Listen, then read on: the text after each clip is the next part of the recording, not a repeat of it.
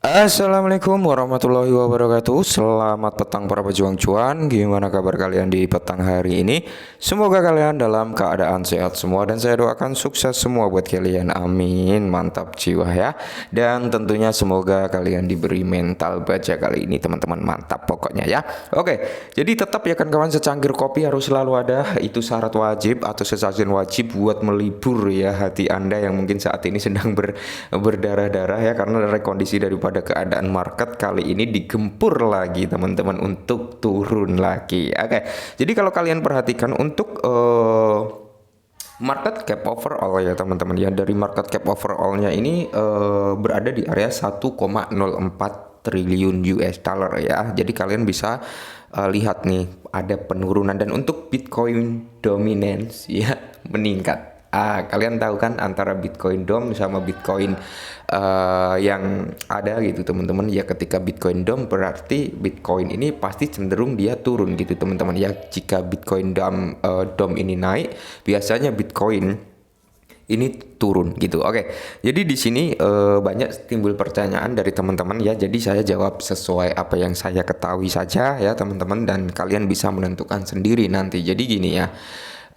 Saya tegaskan sekali lagi ya teman-teman ya, di sini nggak ada endorse, nggak ada apa, jadi saya pure murni menyampaikan apa yang saya ketahui perihal Bitcoin price ya. Saya juga nggak ngebagus-bagusin price, nggak ngejelek-jelekin price, jadi intinya pure apa adanya gitu. Oke, jadi banyak yang bertanya, bang gimana price ini, prospeknya gimana, kok harganya cenderung turun, nggak ada recover, nggak ada naik, malah cenderung turun, padahal partnership jalan terus ya gitu teman-teman. Oke, jadi di sini akan sedikit kita pantau bersama, kita lihat dulu untuk price.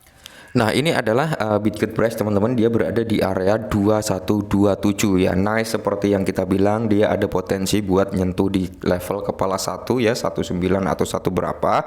Intinya hari ini tadi kayaknya dia sudah nyentuh, dan kalau kita lihat volume teman-teman ya, dia naik 13,33%, untuk market cap cenderung turun. Oke. Nah, jadi kalau kita berbicara tentang harga teman-teman, kita lihat secara overallnya. Oke, secara overall dia sebenarnya ya, dari all time high-nya ya, dari all time high-nya sini teman-teman, memang dia cenderung turun ya, turun, sedikit recover di sini, turun lagi gitu teman-teman. Tapi kan dia nggak nyentuh di harga dia brojol ya, dan di sini ada titik pertahanan terakhir dia. Nanti kita buka teman-teman ya, titik pertahanan terakhir terkuat ya, titik pertahanan terkuat daripada Bitcoin price ada di area sini teman-teman ya, nih.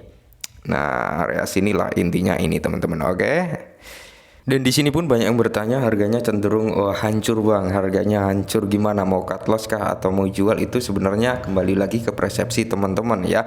Karena saya sering bilang teman-teman terhadap kalian semua ya, saya sering bilang bahwasanya ketika aset mengalami lonjakan, syukur-syukur dia all time high melebihi harga tertinggi sebelumnya gitu teman-teman ya.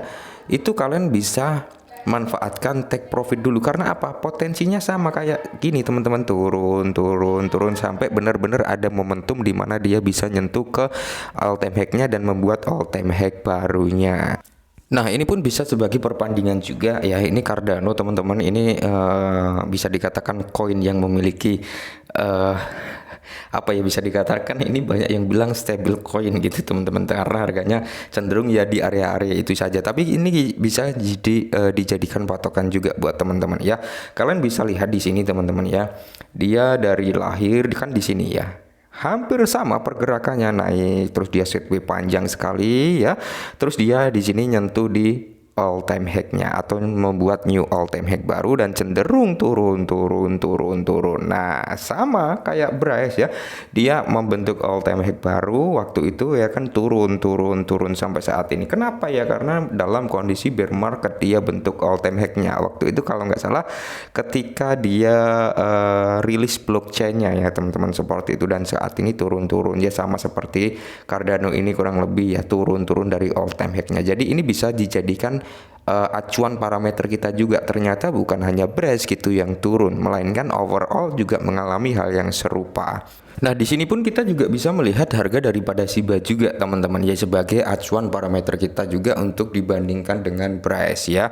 Oke, kita bukan membandingkan dari segi proyeknya, kita nggak membandingkan dari segi apa ya, utilitasnya, tapi kita membandingkan dari segi chartnya gitu, teman-teman. Oke, karena Shiba juga memiliki circulating supply yang sama gitu. Oke, nah jadi di sini kalau kita lihat bersama, teman-teman ya, ini kita lihat secara overall ya. Overall ini teman-teman dari dia brojol sampai saat ini kurang lebih pergerakannya hampir sama ya, hampir sama teman-teman. Dia hampir nyentuh di area dia brojol juga kan. Nah, jadi bisa kalian lihat teman-teman dari dia all time high-nya waktu itu ya. Nah, dari dia all time high di sini dia turun dan turun. Sama halnya kayak Brace, dia turun dan turun. Kenapa seperti ini pergerakan chartnya? Hampir semua merata seperti ini ya, karena memang rekondisi keadaan market itu yang pertama. Oke, keadaan market kemarin sempat drop parah karena gempuran SEC, dan hari ini sama saja juga drop parah karena gempuran SEC ya.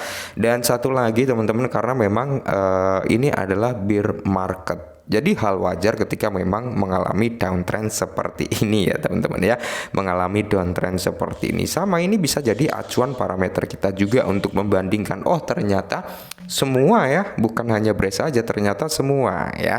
Tapi yang jadi pertanyaan dari teman-teman, sebagian ada juga yang bilang, Bang, sebenarnya yang investasi itu gimana sih? Apa lebih baik itu nggak membangun Brace sendiri atau digunakan untuk buyback, untuk membakar supply-nya? Oke. Jadi informasi yang beredar teman-teman perihal investasi Bitget Venture itu teman-teman, itu ada suatu investor swasta lah ya, seperti itu rumornya ya, yang disampaikan oleh tim Brace seperti itu. Investor swasta atau investor luar yang menitipkan dana ke dalam platformnya Bitget Venture. Oke, jadi sekali lagi bukan Brace tapi Bitget Venture ya, yang dimana itu diputar kembali teman-teman, diinvestasikan ke aset A, ke aset B, ke sini, ke situ, dan banyak ya teman-teman. Nah, jadi kalau untuk digunakan untuk buyback and burn ya, saya kira nggak etis. Maksudnya gimana? Namanya dana titipan, masa kita akan menggunakan untuk membeli lalu dibakar, terus lantas kita membagikan atau kita memberikan keuntungan terhadap investor tersebut dengan apa ketika dana tersebut digunakan untuk membakar? Secara logikanya di situ. Tapi saya setuju ketika investasi dari Bitget Venture itu digunakan untuk Brace, mungkin untuk ngembangin proyeknya yang saat ini belum ada. Salah satu yang terlihat bisa dikatakan diandalkan gitu ya. Dan perlu kita catat, minggu ini katanya ya, dalam 7 hari terakhir akan ada peluncuran daripada pasar real estate daripada Bitget Brace. Semoga itu bisa membuat lonjakan atau breakout sedikit ke atas gitu teman-teman ya, harapannya seperti itu. Nah, jadi ini adalah chart daripada Brace dari TradingView ya teman-teman. Kalau kita lihat sesuai target kemarin ya, kemarin sempat kita bikinkan video ya kan, kemungkinan dia bisa nyentuh di area sini ya teman-teman, di area kepala 2 ya, bahkan dia sampai di area kepala 19 tadi ya, karena memang Bitcoin drop, semuanya drop, XRP pun ikut drop ya kan, dan tentunya Brace juga ikut drop juga. Tapi di sini dia terpantul kembali ke atas dan saat ini sedang berada di area 2 ya, kepala 2 lah intinya seperti itu, kepala 2 pas atau 2 berapa, intinya di kepala 2 saat ini. Nah, semoga saja teman-teman close candle-nya dia di sini ya, di pertahanan keduanya gitu, karena pertahanan terakhirnya ada di sini di area 12. Ini adalah pertahanan terakhir teman-teman. Semoga saja dia nggak jebol di pertahanan terakhir sini ya. Semoga saja dia cukup di sini, mungkin konsolidasi, nunggu momen bagus, habis itu dia breakout ke atas dulu di sini teman-teman. Mungkin dia harus nyampe di sini ya, atau syukur-syukur dia bisa nyampe di area kepala 35. Habis itu di sini ada sedikit retestment ya, sampai di sini ya, retest kembali di sini dan nerusin kenaikannya jika ini ada kabar bagus. Oke, skenario-nya seperti itu kalau kita gambarkan ya. Untuk skenario-nya jika ada kabar bagus, mungkin dia akan bisa teman-teman ya, akan bisa begini dulu ya kan. Nah, mungkin membentuk seperti ini dulu sampai sini ya. Dia bisa retrace lagi ke sini. Nah, sebelum dia melanjutkan kenaikannya ya, bisa jadi skenario kalau ada good news seperti ini. Tapi ketika ada bad news gimana ya? Ketika ada bad news yang mungkin membuat harga semakin hancur, ya tidak menutup kemungkinan teman-teman ya, dia ke sini dulu sedikit. Habis itu dia turun sampai ke titik level pertahanan terakhir. Bisa jadi seperti itu. Tapi harapan kita adalah dia di skenario pertama. Semoga saja pasar real estate ini bisa membuat harganya recover naik. Dan jika ditanyakan gimana Bang, masih layak untuk diinvestasikan? Ya kita lihat teman-teman ya, kalau saya pribadi masih tetap hold ya, masih tetap hold. Karena apa? Kita melihat penurunan seperti ini bukan terjadi hanya di BRIS aja ya, tapi melainkan overall ya.